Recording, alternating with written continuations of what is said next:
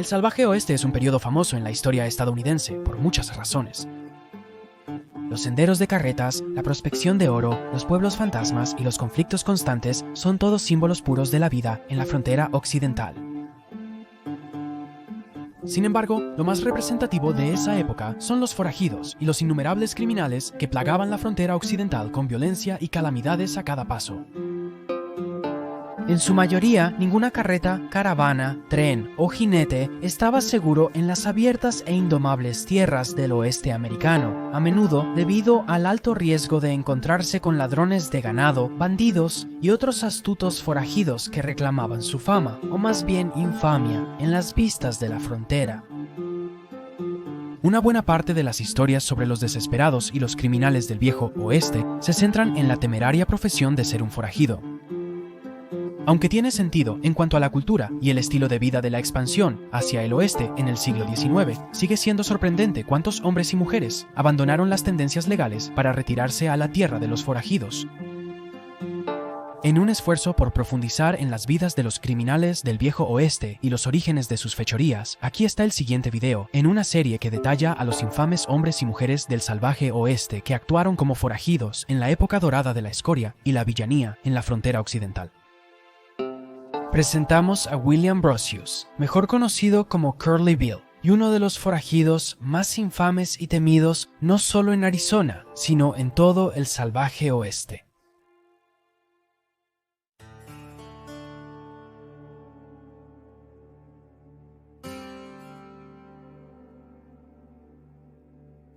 Los primeros acontecimientos de William Brocius son difíciles de rastrear, por decirlo menos.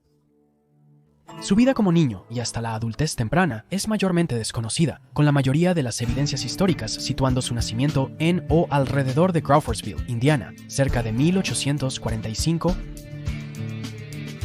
Desde el estado Hoosier, se cree que Brocius viajó hacia el oeste hasta Missouri o Kansas, donde en 1860 comenzó su vida como ladrón de ganado y rufián a la temprana edad de solo 15 años. Se desconoce si el joven forajido nació con el nombre con el que murió, pero ahí radica el misterio de sus verdaderos orígenes. Una historia narra sobre un joven llamado William B. Graham, un antiguo vaquero que nació en Missouri y se mudó a Texas para trabajar para los principales ganaderos. Cuando su tiempo con los Lone Star Outfits llegó a su fin, se trasladó a Kansas, donde se hizo un nombre como un pistolero llamado Curly Bill. Todos estos detalles provienen de una antigua publicación llamada La Enciclopedia del Viejo Oeste. La información se basó en un informe escrito por el historiador Dennis McLaughlin, quien cree que Brocius y Graham eran la misma persona, y Curly Bill, de hecho, no venía de Indiana. Sin embargo, al profundizar en el tema de William B. Graham, está bastante claro que estos hombres no eran la misma persona. Curly Bill Graham fue asesinado en octubre de 1887, luego de un tiroteo con el sheriff adjunto James Keener, Howe. Su tumba está en Yonge, Arizona. Otro historiador, el escritor estadounidense Robert Marshall Utley, contrajo suficientes pruebas históricas para apoyar la afirmación de que William Brocius era en realidad un criminal buscado llamado William Curly Bill Bresnahan, activo en El Paso, Texas. Esta conexión tiene sus raíces en una serie de eventos que comenzaron a mediados de la década de 1770. Fue alrededor de esta época que el infame forajido Jesse Evans fundó oficialmente los Boys, una banda de renegados anónimos y amateur que saquearon asentamientos, varios grupos en Nuevo México, durante unos 4 años. Dos de los miembros de los Boys eran desesperados emergentes, uno llamado Robert Martin y el otro llamado Curly Bill Bresnahan. Participaron en la legendaria Guerra del Condado de Lincoln, un sangriento conflicto librado entre la banda de Jesse Evans y una banda rival llamada Los Reguladores, con hombres como John Turnstall y nada menos que el propio Billy el Niño. Robert Martin y Curly Bill también eran los nombres de los dos hombres que se unieron a los vaqueros del condado de Cochise y participaron en la empresa criminal de Tombstone a principios de los 1880. Debido a los nombres de los hombres, colaboraciones y ubicaciones precisas, todas conectadas a lo largo de los años, se cree que son los mismos hombres que se unieron a los chicos y que William Bresnahan fue uno de los muchos alias de Curly Bill, al igual que William B. Graham o William Brocius. Independientemente de sus enigmáticos apodos o innumerables historias de origen turbias, el hombre al que llamaban Curly Bill no se quedó mucho tiempo en el territorio de Nuevo México. Justo cuando la guerra del condado de Lincoln alcanzó su punto máximo, el joven rufián cabalgó hacia el este hasta El Paso, aún usando el alias de William Bresnahan. En El Paso, Curly Bill realizó su primer acto importante en su carrera criminal, robando a un grupo local y matando a un hombre en el proceso. Con los Rangers de Texas pisándole los talones, no pudo huir y fue enviado a la cárcel de El Paso para esperar el juicio. Uno de los fiscales más destacados del estado, James Albert Zabriskie, fue asignado a su caso y logró obtener un veredicto de culpabilidad. Sin embargo, Curly Bill no iba a desaparecer tan fácilmente y huyó de El Paso pocos días antes de ser trasladado a una penitenciaría de Texas. Desde el estado de la Estrella Solitaria, escapó más al oeste hacia los desiertos del territorio de Arizona. Fue en Arizona, en 1878, que el hombre llamado Curly Bill, probablemente debido a su icónico cabello negro rizado, a partir de entonces fue referido como William Brocius. Más tarde ese año, utilizó sus conocimientos como vaquero para obtener empleo en una conducción de ganado, llevando ganado a la Reserva India Apache de San Carlos. Desde San Carlos, Brocius viajó más al sur hasta el condado de Cochise, donde rápidamente se hizo amigo del legendario sheriff llamado Johnny Behan. Behan era un intrigante en el fondo, y vio un gran potencial en la llegada de Curly Bill. Poco después contrató a Brocius como una especie de recaudador de impuestos. Al joven forajido se le encargó perseguir a otros cuadreros y exigir impuestos sobre su ganado, aunque fueran propiedades robadas. Los fondos pasaban directamente del bolsillo del ladrón al salario del sheriff Behan. Su preciado recaudador de impuestos se estaba involucrando en el robo de ganado, ya fuera consciente o no. Brocius aprendió exactamente qué hacer, y más importante aún, qué no hacer en la creciente anarquía del condado de Cochise. Se mantuvo en los buenos términos de Behan y sus diputados, mientras encontraba fraternidad con una organización en crecimiento, los Vaqueros del Condado de Cochise. Fue su creciente relación con los vaqueros, donde su lado oscuro realmente se mostró. Brocius rápidamente se convirtió en un borracho malo, conocido por embriagarse con aguardiente y hacer bromas que solo él encontraría graciosas. Esto incluía disparar rondas durante un sermón de iglesia para hacer retorcer al predicador o forzar a una fiesta de gente mexicana a desnudarse y bailar frente a toda su comunidad. Cuando los años 70 pasaron a los 1880, la embriaguez y la depravación llevarían a Brocius a su primer gran tiroteo como un forajido oficial. Sus días como un ladrón de ganado anónimo habían terminado, pero su tiempo como un pistolero despiadado apenas estaba comenzando.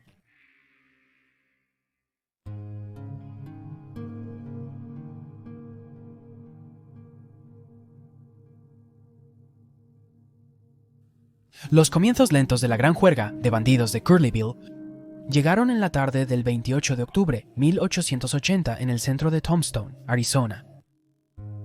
Brocius y algunos de sus compañeros vaqueros forajidos estaban pasando un buen rato, pero confundidos tras una noche de copas, y asegurándose de que todos los habitantes de Tombstone lo supieran. Mientras las estrellas de un cielo suroeste vacío centellaban sobre la algarabía, en algún lugar entre las calles Allen y Toughnut, una serie de disparos resonó en la noche. Brocius y su compañía estaban acampados en un lote vacío cubierto de sombras, disparando pistolas a la luna para cumplir con la forma de entretenimiento de la noche. Frederick G. era el alguacil de Tombstone en ese momento. White no toleraba ninguna de las travesuras de los hombres y personalmente ordenó su disolución. Por supuesto, los forajidos no escucharon nada de eso en su estupor elevado, ante lo cual el mariscal White no tuvo otra opción que desarmar a los forajidos él mismo. Según Wyatt Earp, White se acercó a la pandilla y declaró: «Soy un oficial, entrégame tu pistola». Entonces Curly Bill movió su mano hacia su funda e intentó sacar su pistola, sin previo aviso. El mariscal no estaba ajeno a él y agarró el arma por el cañón. White rodeó con sus brazos a Brocius para revisar si tenía más armas y zarandeó la pistola empuñada. El arma se disparó y White recibió un disparo en la pierna, desplomándose en agonía. Wyatt Earp, testigo del incidente, golpeó a Brocius con su arma antes de arrestarlo. Brocius fingió su inocencia de inmediato, pero Earp no quiso escucharlo, sin importar la verdad. Curly Bill fue encarcelado antes del amanecer. En cambio, el mariscal Fred White tuvo un final mucho más trágico. Fue llevado al doctor de Tombstone, quien originalmente declaró su estado como estable, pero cambió de rumbo cuando las heridas de bala se volvieron potencialmente mortales. Mientras tanto, Brocius temía por su vida a cada instante. White era un oficial de la ley inmensamente popular en Tombstone, por no hablar de un ciudadano respetado. Curly Bill temía que se formara una turba de linchamiento, ya que el hombre era muy querido. Aunque seguía insistiendo en que el arma se disparó accidentalmente, sentía que la población general aún no le creería. Para entonces, Wyatt Earp había cambiado sus sentimientos hacia Brocius, y después de procesar los eventos del 28 de octubre, sabía en su corazón que el forajido era inocente, quizás por primera y única vez en su vida. Como subcomisario del condado de Pima, Earp se unió a George Collins y las superestrellas del viejo oeste trasladaron a Curly Bill a Tucson, donde podía esperar el juicio sin la constante amenaza de un linchamiento. El 30 de octubre Fred White murió debido a sus heridas. Sin embargo, antes de dar su último aliento, hizo una declaración oficial declarando su creencia de que Brocius era de hecho inocente y no había intención de disparar el arma. White creía que el arma se disparó accidentalmente, una creencia que mantuvo justo después de recibir el disparo, y en las 48 horas previas a su muerte. La defensa en el juicio por el asesinato de Curly Bill probó que esto era verdad. Pudieron llevar a cabo una demostración para confirmar que el arma de Brocius podía dispararse incluso a media carga. Sus abogados también pudieron demostrar que la pistola aún tenía 5 balas de un posible 6, argumentando que si Brocius hubiera disparado a propósito, habría necesitado disparar varias rondas. Con el popular Wyatt Earp apoyando el testimonio moribundo de Fred White, era casi seguro que Brocius quedaría libre como un hombre libre e inocente. Pasaron 2 meses de tiempo en la cárcel, y en diciembre de 1880, Curly Bill fue absuelto de todos los cargos. Uno pensaría que, con el volátil y casi alterador tiroteo de Fred White detrás de él, William Brocius buscaría pastos más verdes. Después de todo, escapó de un linchamiento y de una ejecución ordenada por el Estado. Eso bastaría para que hasta los hombres más rudos reconsideren una vida delictiva, ¿no? Incorrecto. En lugar de usar sus excepcionales habilidades de tiro y pura fuerza para el bien, Curly Bill continuó por un camino de imprudente forajido, incapaz de sacudirse su sed de alcohol y una inclinación hacia la violencia. Su próximo gran revuelo llegó menos de 3 meses después de su absolución en el Tribunal del Condado de Pima en marzo de 81.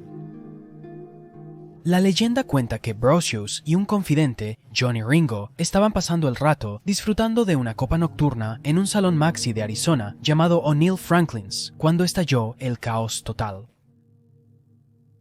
También en el salón estaba un vaquero llamado Dick Lloyd, un jugador de póker frecuente en O'Neill Franklin's. En esta noche en particular, Lloyd bebió más de lo que podía manejar y disparó a uno de los clientes de la noche. Después, salió y montó su caballo directamente al corazón del salón de bar. Dentro, Brocius, Ringo y una cuadrilla de vaqueros perturbados del condado de Cochise habían tenido suficiente del alboroto. Al volver a entrar al salón a caballo, Dick Lloyd fue asesinado a tiros por Curly Bill y otros 11 clientes. Para disculparse por el desastre borracho, el copropietario O'Neill asumió la culpa por el asesinato de Lloyd, pero fue declarado no culpable. 2 meses después, Brocius seguiría comportándose como un matón y recibiría algo de karma en respuesta. A finales de mayo de 81, Curly Bill estaba una vez más disfrutando de una noche de bebidas y jolgorio con un montón de otros vaqueros de Cochise. Jim Wallace, un jugador clave en la guerra del condado de Lincoln, fue uno de los participantes.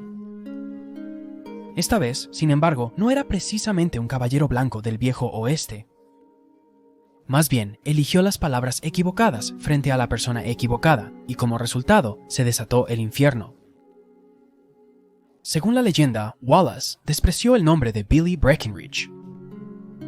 Breckinridge era el alguacil adjunto de Tombstone y uno de los aliados más cercanos de Curly Bill. Aunque Breckinridge no escuchó la difamación, Brocius sí lo hizo. Se ofendió y amenazó a Wallace para que se disculpara por sus comentarios. A pesar de que Wallace mostró arrepentimiento y hizo su parte para remediar las demandas de Curly Bill, Brocius no dejó el asunto. Persiguió a Wallace fuera del salón gritándole: «Maldito hijo de perra del condado de Lincoln, de todas formas te mataré». Wallace, en peligro por las burlas, se volvió y disparó a Curly Bill en la cara, rozando su mejilla y el área del cuello. Wallace fue arrestado de inmediato por Breckinridge, pero al final no enfrentó ningún castigo. El tribunal aceptó su alegato de defensa propia y todo siguió como de costumbre. Lo único que sufrió un daño permanente, aparte de un poco de tejido cicatricial, fue el ego de William Brocius. Los siguientes meses en la línea de tiempo de Curly Bill están en fuerte disputa por historiadores y académicos, por igual, incapaces de confirmar ni negar su participación en algunos eventos importantes que llevaron al tiroteo en el OK Corral. Un tal incidente fue los tiroteos de Bill Leonard y Harry Head, y los asesinatos en represalia sin resolver de sus asesinos, los hermanos William e Isaac Hazlitt. Todo comenzó en julio de 1881. Harry Head, mejor conocido por su alias de forajido de Harry el Niño, era un vaquero de uno y coche, junto con su camarada criminal más cercano, Bill Leonard. La pareja, junto con otros dos vaqueros, Luther King y Jim Crane, habían estado huyendo durante meses después de robar una diligencia de Wells Fargo cerca de la estación Drew en marzo. Una vez que se enfrió el calor del golpe de la estación Drew, Leonard y el niño volvieron a su robo. Ese verano, apuntaron a una tienda general en Eureka, Nuevo México, justo en el corazón del Valle de Achita. La tienda era propiedad y estaba operada por los hermanos Hazlitt, Bill e Ike, y no era un foco de crimen debido a su ubicación remota en la cuenca sur de Nuevo México. Sin embargo, Leonard y el chico hicieron su ataque contra los Hazlitt sin remordimientos. Desafortunadamente para ellos, Bill e Ike eran pistoleros hábiles. Mientras los hermanos estaban atrincherados, Leonard y el chico rompieron su concentración el tiempo suficiente para permitir que los Hazlitt sacaran rápidamente sus propias pistolas y arrasaran a los vaqueros. La noticia finalmente llegó al condado de Cochise, y a los altos mandos de la Asociación de Vaqueros no les gustó lo que escucharon. Un montón de los temidos forajidos de Arizona, a saber Jim Crane, Pony Dill, Pete Spence, Frank Stilwell y el rumoreado Curly Bill, se dirigieron hacia el sur a Eureka, donde llevarían a cabo su venganza por sus antiguos compañeros de robo de ganado. En el Valle de Achita, según las leyendas, Brocius dirigió el ataque contra los hermanos Haslow. La cuadrilla de 10 a 15 vigilantes asaltó la tienda y acribilló a los hombres con disparos. Todo en frío. Cuando el sheriff del condado se enteró de los asesinatos, no pudieron encontrar testigos que corroboraran las historias de venganza, y mucho menos testimonios de que el propio Curly Bill fuera responsable. El segundo evento fue la masacre del Cañón del Esqueleto de 1881, ocurriendo el mismo mes que el Brujaha del hermano Haslip. De nuevo, mientras los días caniculares de verano en julio de 81 abrazaban el suroeste americano, la sed de violencia y robo se mantuvo firme en el condado de Cochise. Se dice que una tarde perezosa, Brocius se enteró de una transferencia de plata que estaba ocurriendo en el Cañón del Esqueleto. El cañón está ubicado en la frontera actual de Arizona y Nuevo México, justo en medio de la cordillera de Palanchio. En esta ocasión, circulaban rumores sobre una banda de contrabandistas mexicanos que utilizaban el cañón para introducir a escondidas su botín de lingotes de plata del Valle de Ánimas al Valle de San Simón. Era el lugar perfecto para interceptar la fortuna, y Curly Bill y su compañía cabalgaron como un rayo hasta el Cañón del Esqueleto. Días después, los más de 20 vaqueros de Cochise emboscaron a sus homólogos mexicanos. Algunos de los contrabandistas fueron abatidos a tiros y al menos $4,000 en acciones y lingotes de plata fueron tomados por la cuadrilla. Según algunos informes, los vaqueros restantes fueron torturados antes de que los vaqueros huyeran de vuelta al oeste. El mes siguiente se informa que Curly Bill vendió parte del ganado mexicano robado a Newman Old Man Clanton, un legendario granjero de Arizona y padre de algunos vaqueros de Cochise. Sin embargo, no permanecería en posesión de Old Man Clanton por mucho tiempo, después de que él, Jim Crane y un par de otros vaqueros fueron emboscados por rurales mexicanos vengativos, liderados por el capitán Carrillo. La carne fue devuelta al comandante Neri y el evento pasaría a la historia como la masacre del Cañón Guadalupe.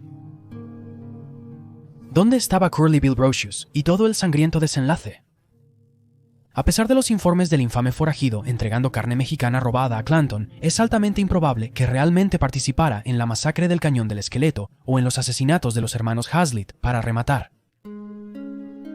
Para que a un hombre le disparen a quemarropa en la cara y cabalgar como un trueno en actos tormentosos de asesinato y robo, se necesitarían enormes cantidades de valor que ni siquiera un desesperado endurecido como Curly Bill podría lograr. Las semillas de esta duda se plantaron desde el 6 de octubre de 1881. Un miembro de un grupo de exploración de indios americanos llamado George Parsons estaba pasando por el rancho de los hermanos McClory cerca del valle de Sulphur Springs cuando vio a Brocius deambulando por la propiedad. Según Parsons, Brocius aún se recuperaba de las heridas de bala en la mejilla y el cuello, solo 6 semanas antes. Aunque podía montar su caballo, era evidente que no estaba al 100%.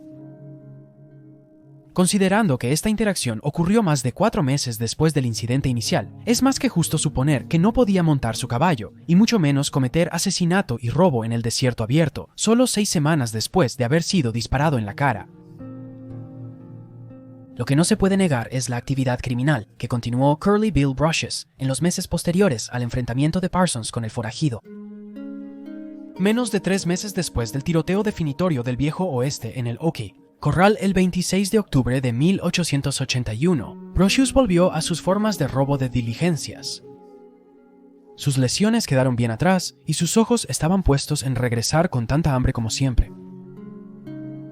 El 6 de enero de 1882, Curly Bill y un grupo de Cochise Cowboys que sobrevivieron al OK Corral tendieron una emboscada a una diligencia de Tombstone Bisbee y la despojaron de toda su riqueza.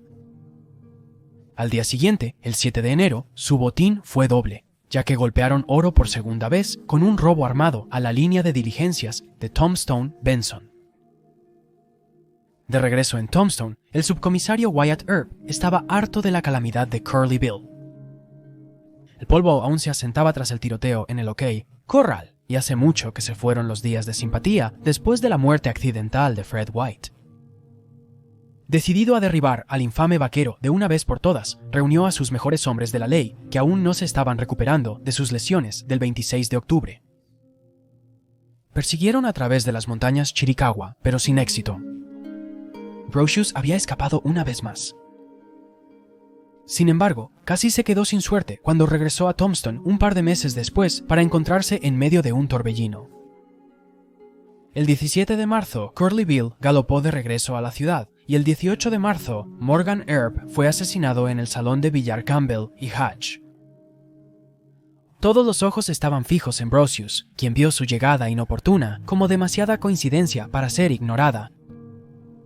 Marietta Duarte, la esposa del vaquero de Cochise, Pete Spence, afirmaría que tenía conocimiento directo de la implicación de Curly Bill en la muerte de Morgan Earp.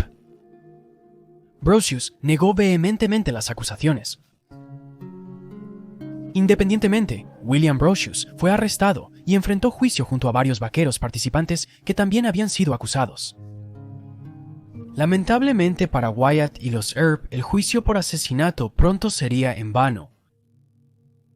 El juez Wells Spicer, a cargo de la sala de juicios, no tuvo más opción que descartar el testimonio dado por Marietta Duarte por ser un rumor. Su afirmación es infundada, y no fueron admitidas por el Tribunal de Justicia. Sin más pruebas para atribuir el asesinato de Morgan Earp a Brocius o a cualquiera de los vaqueros abandonados, se retiraron todos los cargos. Parecía como si Curly Bill Brocius tuviera su rumbo trazado hacia la libertad eterna.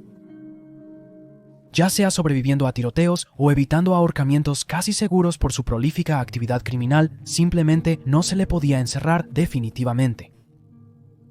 Eso es, hasta el día en que lo fue.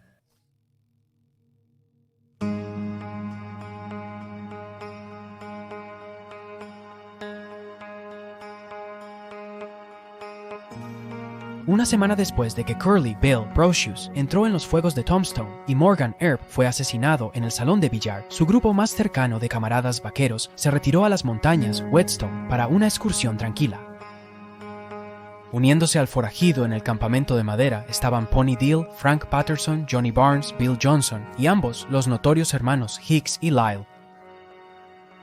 En la noche del 24 de marzo de 1882, los hombres desprevenidos estaban preparando una comida justo al lado de un lavado en Iron Springs, cuando fueron descubiertos al azar por un grupo de transferencia de dinero, liderado por nada menos que Wyatt Earp en persona. Wyatt, junto con Doc Holliday, Turkey Creek Johnson, Sherman McMaster y Texas Jack Vermillion, estaban cabalgando a través de las montañas Whetstone para encontrarse con Charlie Smith de las Springs. Smith tenía un tesoro de dinero a remolque, encargado de entregar el dinero desde Tombstone a Wyatt para que pudiera pagar a los participantes de su paseo de venganza ARP. Inmediatamente, al ver a los jinetes rebelarse en el borde del arroyo, Curly Bill y el resto de los vaqueros abrieron fuego. A Texas Jack le mataron el caballo desde el inicio, pero permaneció junto a Wyatt Earp a pesar del tiroteo.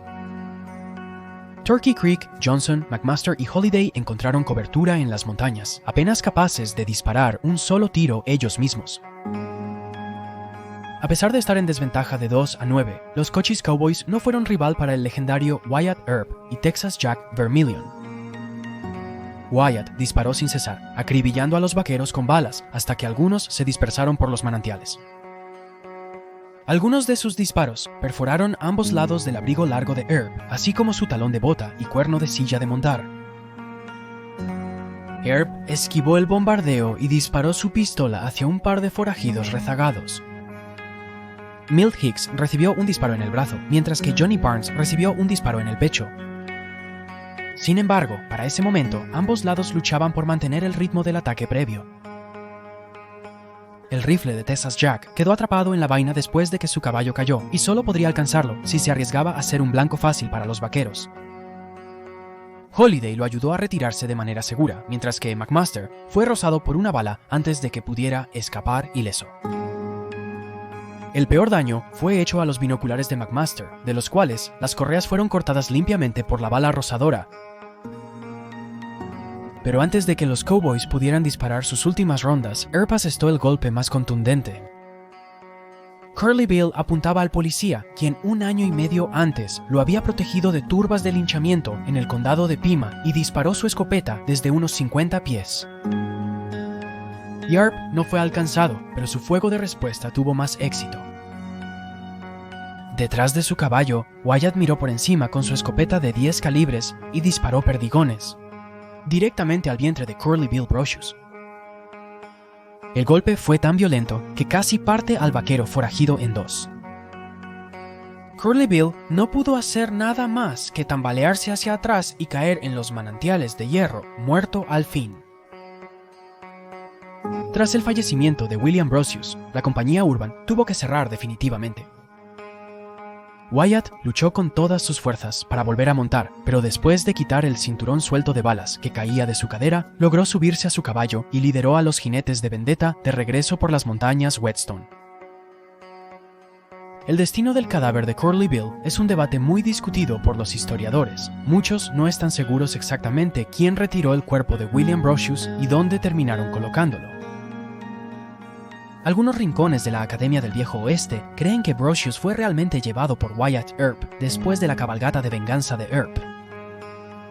Esta teoría nace del testimonio de Fred J. Dodge, quien trabajó como detective encubierto, contratado en Tombstone por Wells Fargo. Dodge una vez contó una historia de cómo en los días siguientes a la caída de Curly Bill en Iron Springs fue a Charleston, Arizona. El asentamiento era notorio por su actividad de vaqueros del condado de Cochise. Se rumoreaba que era la sede no oficial de la asociación. Allí, Dodge se encontró con J. B. Ayers, cuyo salón era frecuentado por Brocious y sus secuaces de la pandilla Clanton. Ayers luego jugó un juego de teléfono con el operativo encubierto, diciéndole que escuchó de segunda mano de los supervivientes en Iron Springs que el cuerpo de Curly Bill fue recogido por Wyatt Earp. Aparentemente, Earp regresó al arroyo donde había matado a Brocious esa misma noche y recogió el cadáver sin ser detectado. Luego, llevó el cuerpo al rancho de Frank Patterson en el río Babo Kamari, donde enterró a Curly Bill de una vez por todas. Otro erudito de Wyatt Earp, John Flood, interpretó de manera muy diferente las consecuencias de Iron Springs. Cree que los Cochise Cowboys supervivientes fueron los que volvieron a la fuente de la montaña y recogieron el cadáver de su forajido caído. Sin embargo, Flood sitúa su lugar de entierro alrededor del mismo lugar que Dodge, en las orillas del Babo Kamari.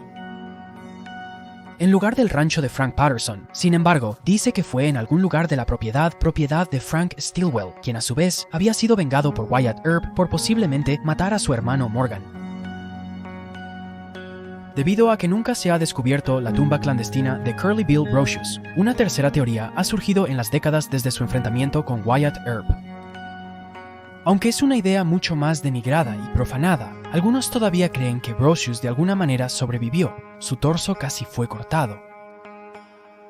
Estas teorías provienen de dos artículos publicados en periódicos rivales, el Tombstone Nugget y el Tombstone Epitaph. El Nugget ofreció hasta $1000 si alguien podía entregar pruebas para demostrar que Brocious había vivido.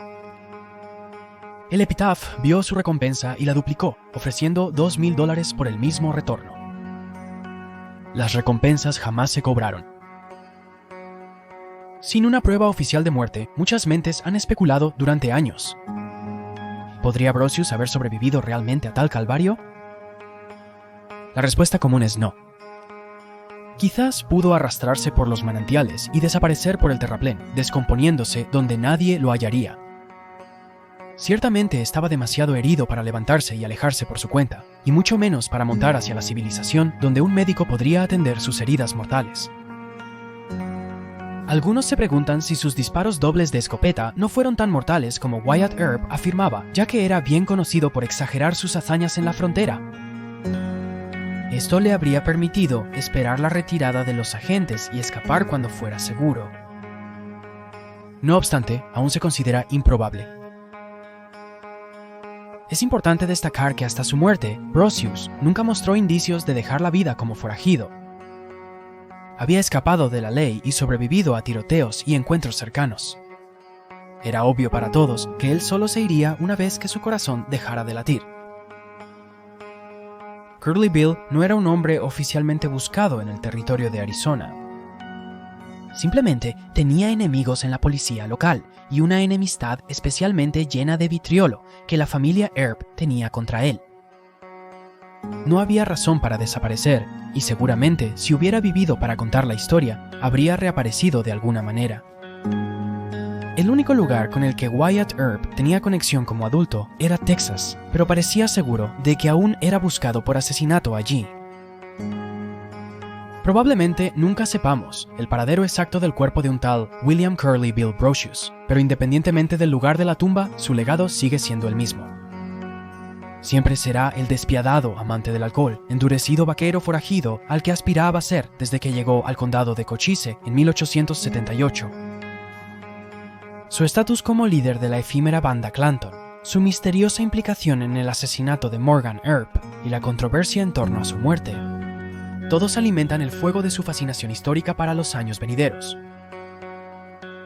Puede que no haya sido más que un común ladrón de caballos, un desafortunado ladrón y un desesperado sediento de sangre, pero una cosa no se puede negar. La historia del salvaje oeste no está completa sin el capítulo de Curly Bill Brocious.